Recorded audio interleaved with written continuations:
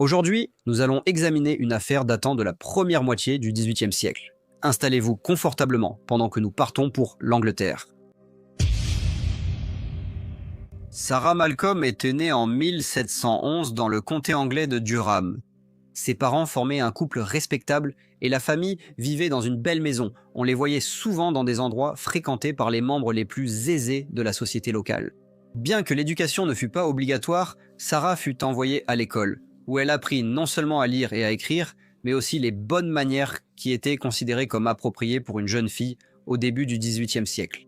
Cependant, son père ne gérait pas bien l'argent et finalement la famille se retrouva dans une situation financière difficile, à tel point qu'ils quittèrent l'Angleterre et s'installèrent en Irlande, où ils s'établirent à Dublin. Lorsque Sarah avait environ 20 ans, la famille déménagea à Londres et Sarah fut envoyée travailler comme domestique. Elle était travailleuse et accomplissait bien ses tâches. Mais Londres était très différente de la vie que la famille avait menée à Durham et à Dublin. Londres était une ville sale, bruyante et surpeuplée, avec une population d'environ 650 000 habitants, dont la majorité vivait dans des conditions très précaires, et de nombreuses familles vivaient dans une seule pièce. La mortalité infantile était aussi très élevée. Sur 1000 bébés nés à Londres, près de la moitié étaient morts avant leur 2e anniversaire, principalement à cause de la malnutrition, d'une eau insalubre et d'une mauvaise hygiène. Les jeunes n'étaient pas seuls à être vulnérables à ces conditions. Quelques mois après son arrivée à Londres, la mère de Sarah est décédée. Son père est alors retourné à Dublin, laissant la jeune Sarah seule dans la ville. Elle a réussi à trouver un autre poste dans un pub appelé le Black Horse, qui se trouvait à Boswell Courts, près de Temple Bar. C'était la zone qui, au Moyen-Âge, constituait l'entrée cérémoniale principale de la ville de Londres depuis la ville de Westminster. Dans les années 1730, elle était souvent fréquentée par les membres les moins recommandables de la société locale. Peu de temps après, elle obtint un meilleur poste, travaillant comme blanchisseuse pour certains des appartements situés au-dessus des Inns of Court. Il s'agissait d'un groupe de 4 institutions qui ont historiquement été responsables de l'enseignement du droit, et leurs organes directeurs respectifs détiennent le droit exclusif d'admettre des personnes à exercer le droit par une admission officielle au barreau. Cela permet à l'avocat nouvellement admis au barreau d'être autorisé à plaider devant les tribunaux au nom d'une autre partie. Parmi les locataires, il y avait un jeune Irlandais nommé Monsieur Carroll et une dame que l'on pensait avoir environ 4-20 ans. C'était une veuve nommée Madame Lydia Duncombe. Son mari avait travaillé comme papetier juridique. Ils occupaient tous les deux des appartements à Townfield Court. Madame Duncombe vivait avec sa dame de compagnie, une dame nommée Elizabeth Harrison. Mademoiselle Harrison, âgée d'environ 60 ans, avait longtemps travaillé pour Madame Duncombe. Mais, en raison de problèmes de santé, elle ne pouvait plus être gouvernante. Elle passait la plupart du temps au lit ou assise à se plaindre de ses nombreux maux. Sarah nettoyait les appartements de Madame Duncombe et faisait sa lessive. Mais finalement, Madame Duncombe décida qu'elle préférait avoir une domestique résidant sur place. Elle se sépara donc des services de Sarah et engagea une jeune fille nommée Mademoiselle Anne Price, qui avait environ 17 ans. Pendant qu'elle travaillait à le pub Black Horse, Sarah fit la connaissance d'une dame nommée Mademoiselle Martha Tracy et de 2 jeunes hommes, frères, James et Thomas Alexander. Ils ne vivaient pas toujours honnêtement et, sachant que Sarah avait accès aux appartements de personnes assez aisées, ils essayèrent de l'encourager à leur voler. Elle était pauvre et ils ne remarqueraient pas la disparition de quelques pièces ou bijoux simplement gardés dans une boîte. Le 3 février 1733, Sarah rendit visite à Madame Duncombe. Elle dit à la vieille dame qu'elle avait entendu dire qu'elle n'avait pas le moral et voulait simplement s'assurer que tout allait bien.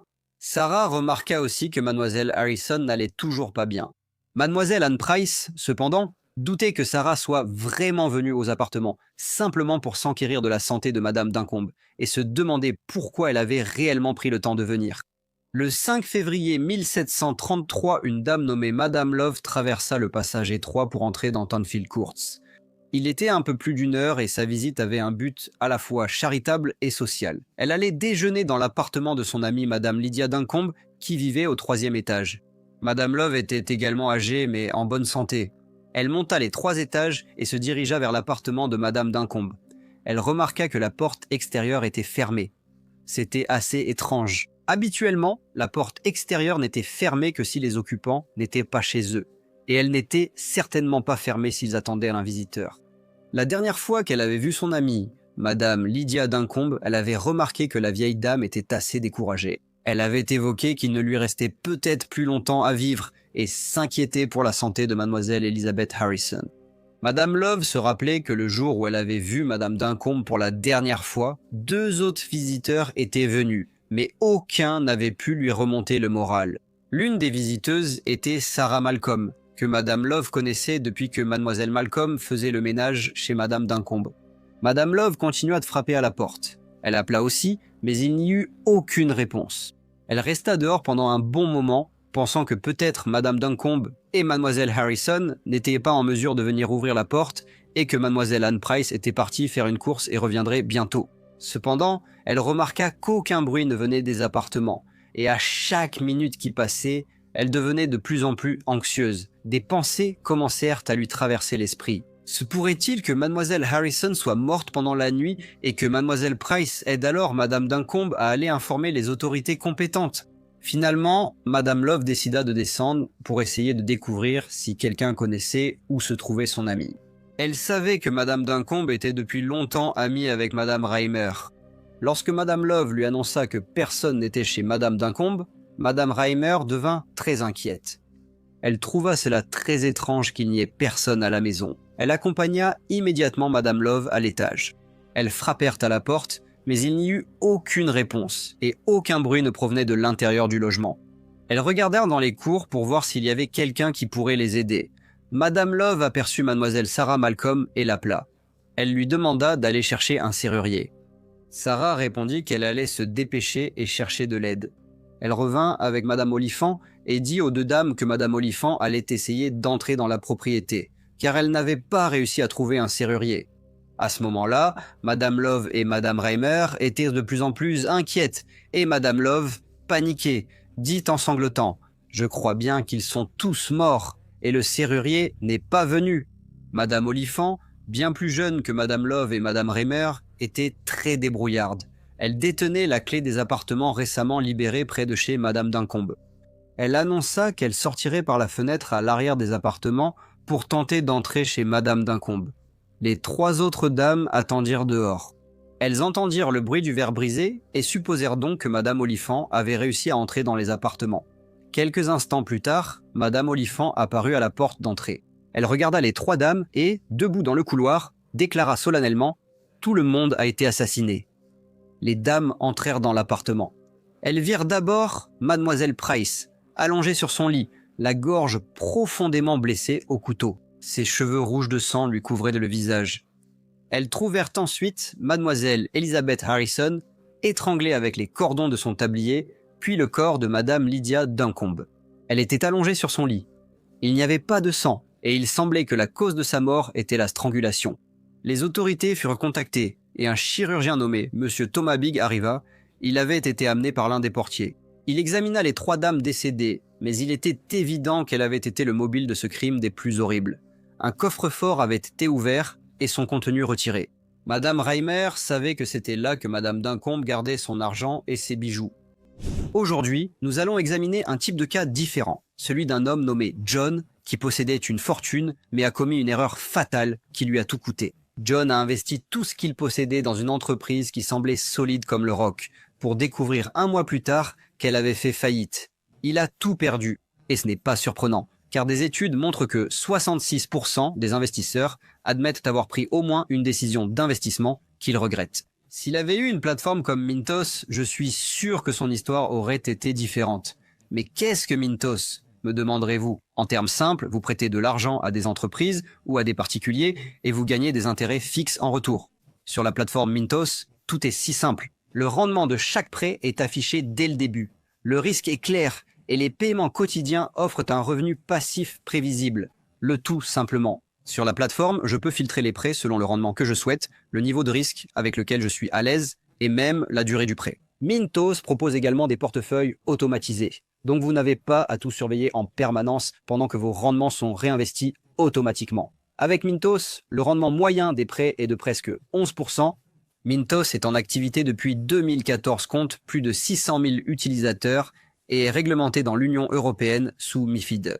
Et comme vous passez par ma chaîne, vous bénéficierez d'un bonus exclusif allant jusqu'à 350 € lorsque vous investissez 500 € ou plus. Cliquez sur le lien dans la description ou scannez le QR code pour en profiter. Cher vieux John, s'il avait su, vous le savez, alors ne ratez pas cette occasion. Deux jeunes avocats nommés Monsieur Jargan et Monsieur Carroll occupèrent des appartements au même étage que Madame Duncombe, et les deux messieurs employaient Mademoiselle Sarah Malcolm comme blanchisseuse. Ils étaient ressortis, mais lorsqu'ils ont essayé de rentrer chez eux, ils ont découvert qu'une grande foule s'était rassemblée à l'entrée de Tanfield Court. Cela rendait le passage très difficile. La nouvelle du meurtre s'était déjà répandue, et les gens avaient afflué dans le quartier pour voir ce qu'ils pourraient apprendre. Plutôt que de traverser la foule, les deux messieurs sont allés dans un café à Covent Garden. Ils entendirent les gens discuter des meurtres et avancer l'idée que seul quelqu'un connaissant bien Tanfield Court avait pu agir, car il n'était pas facile de s'y retrouver. Le coupable connaissait probablement les victimes et avait sans doute accès au lieu, puisqu'aucune trace d'effraction n'avait été détectée. Toujours en train de parler des meurtres, Monsieur Jargan et Monsieur Carroll sont ensuite allés dans une taverne de la rue Essex, n'en partant qu'à 1h du matin. Lorsqu'ils sont revenus à leurs appartements, ils ont découvert que la porte de Monsieur Carroll était ouverte. Il y avait aussi un feu allumé et une bougie sur la table. Assise près du feu se trouvait Mademoiselle Sarah Malcolm. Le jeune homme lui demanda ce qu'elle faisait dans son appartement, à une heure pareille. Elle répondit qu'elle faisait du feu et ramassait quelques affaires. Monsieur Carroll demanda alors si quelqu'un avait été arrêté pour le meurtre des 3 dames. Sarah leva les yeux et répondit qu'un gentleman nommé Monsieur Knight, qui avait un appartement dans l'immeuble mais qu'on n'avait pas vu depuis 2 ou 3 jours, était soupçonné. Monsieur Carroll dit à Sarah que, tant que l'affaire n'était pas réglée, elle ne devait pas être vue dans son appartement, et lui demanda de partir. Cependant, avant qu'elle ne parte, il se rendit compte que certains de ses gilets avaient disparu. Lorsqu'il l'interrogea, elle lui dit qu'elle les avait mis en gage. Après le départ de Sarah, Monsieur Carroll inspecta de nouveau ses affaires. Il trouva du linge, ainsi qu'une chope en argent qui avait du sang sur la poignée. Sous le lit, il trouva un tablier taché de sang. Il alla chercher le veilleur de nuit, qui retrouva Mademoiselle Malcolm et l'escorta jusqu'à l'appartement de Monsieur Carroll au 3e étage. Monsieur Carroll demanda à la jeune femme si la chope lui appartenait. Elle répondit que oui, et qu'elle lui avait été offerte par sa mère. Elle expliqua qu'elle comptait la mettre en gage et que le sang sur la poignée venait d'une coupure au doigt. Elle fut conduite par le veilleur auprès de l'agent de police, où elle répéta sa déclaration sous serment devant l'échevin, Sir Richard Brocus. Il déclara qu'elle devait être envoyée à la prison de Newgate pendant l'enquête. À son arrivée, elle fut fouillée. Une bourse en soie verte contenant 21 guinées fut trouvée dans sa robe. Lorsqu'on l'interrogea, Sarah déclara qu'elle avait trouvé la bourse dans la rue. Ses 2 ballots de linge étaient tachés de sang. Madame Reimer vit la bourse, mais ne put affirmer qu'elle était dans la cassette de Madame Duncombe. La chope, cependant, était gravée des initiales CD et Madame Reimer put confirmer qu'elle avait appartenu à Madame Duncombe. Le linge était rapiécé et il fut identifié comme ayant appartenu à la vieille dame. Le gardien responsable de Mademoiselle Sarah Malcolm s'appelait Monsieur Roger Johnson. C'est lui qui l'avait fouillé. Sarah lui proposa les 21 guinées s'il ne parlait pas de l'argent au magistrat. Cependant, Monsieur Johnson était un homme honnête et rejeta sa tentative de le soudoyer. Elle lui dit qu'elle n'avait pas tué les 3 dames. Elle affirma avoir seulement organisé le vol et être restée dans l'escalier à faire le guet pendant que Martha Tracy et les frères Alexander entrèrent dans l'appartement. Elle affirma ne pas savoir qu'ils avaient prévu de commettre les meurtres. Néanmoins, lors de l'enquête du coroner, il fut décidé que Mademoiselle Sarah Malcolm était responsable de la mort de Madame Lydia Duncombe, de Mademoiselle Elizabeth Harrison et de Mademoiselle Anne Price, et elle fut renvoyée en jugement. Le procès commença à l'Old Bailey le 23 février 1733 et, comme la plupart des procès de l'époque, fut une affaire sensationnelle. Quelques personnes entrèrent dans la salle d'audience, tandis que les autres attendirent dehors, recevant des nouvelles du procès depuis le tribunal. Bien qu'il y ait eu 3 meurtres et un vol, tous passibles de la peine de mort, il fut décidé, afin de gagner du temps, que Mademoiselle Malcolm ne serait jugée que pour le meurtre de Mademoiselle Anne Price. Sarah n'était représentée par aucun avocat, mais elle réussit à bien se défendre elle-même devant le tribunal. Beaucoup de femmes ayant travaillé comme domestiques au début du XVIIIe siècle étaient analphabètes, mais la bonne éducation de Sarah lui permit de présenter une défense bien préparée. Elle a réitéré qu'elle n'avait fait qu'aider à planifier le vol et a reconnu que la peine pour ce crime serait la mort. Mais elle a nié avoir commis un meurtre et a affirmé qu'elle ne savait pas que les 3 dames étaient mortes jusqu'à ce que Madame Oliphant entre dans l'appartement et découvre les corps. Elle a assuré que le sang sur son linge provenait de ses règles et non de l'attaque contre Mademoiselle Anne Price. Cela a provoqué un émoi dans les tribunaux, car il n'était pas jugé convenable d'évoquer ces sujets aussi ouvertement, surtout devant des dames. Les témoins de l'accusation comprenaient à la fois M. Gergan et M. Carroll, ainsi que les 2 gardiens et Mme Reimer. Le procès a duré 5 heures et les preuves contre Mademoiselle Malcolm paraissaient concluantes. Le sang sur la poignée de la chope, ses vêtements et les draps en lin, et le fait qu'elle se soit également rendue à l'appartement de Madame Duncombe, prétendant s'inquiéter de la santé de la vieille dame. Elle y serait probablement allée pour vérifier si Madame Duncombe gardait toujours son argent et ses bijoux au même endroit. Le jury n'a mis que 15 minutes à déclarer l'accusée, Mademoiselle Sarah Malcolm, coupable, et le juge l'a condamnée à mort. Elle a été emmenée à la prison de Newgate, où elle a attendu son sort. Pendant son séjour, elle a reçu la visite de l'artiste Monsieur William Hogarth, qui a peint son portrait. Celui-ci a ensuite été reproduit dans de nombreuses publications, et l'infamie du crime, ainsi que celle de Mademoiselle Sarah Malcolm, n'ont cessé de croître. La date de l'exécution était fixée au mercredi 7 mars. La potence mobile a été installée sur la place en face de Mitre Court, près de Fetter Lane dans Fleet Street. À l'époque, il était d'usage pour les autorités de procéder à la pendaison aussi près que possible de l'endroit où le crime avait été commis. Sarah a été placée dans une charrette et emmenée de la prison de Newgate à Fleet Street, accompagnée de soldats et du sous-shérif. Elle était très inquiète d'être pendue si près de l'endroit où elle vivait, ce qui signifiait que ses amis et voisins assisteraient à l'exécution. Elle était très émotive pendant le court trajet, pleurant, et, selon certains, elle se serait également évanouie. Des prières ont été dites pour elle à la potence. Elle s'est ensuite retournée et a fait face à la foule nombreuse et bruyante. Elle a crié que son employeur, M. Carroll, ne savait rien de ses intentions de commettre le vol, ni des actes terribles qui ont suivi. Elle a ensuite déclaré qu'elle avait remis au révérend Pennington une lettre dans laquelle elle racontait tout ce qu'elle avait à dire sur le crime. Elle a ensuite répété qu'elle n'avait fait que faire le gu, et qu'elle n'avait pas commis cet acte des plus brutaux. La charrette sur laquelle elle se tenait avança alors, et Sarah Malcolm fut pendue. Elle fut enterrée 3 jours plus tard au cimetière de l'église Saint-Sépulcre.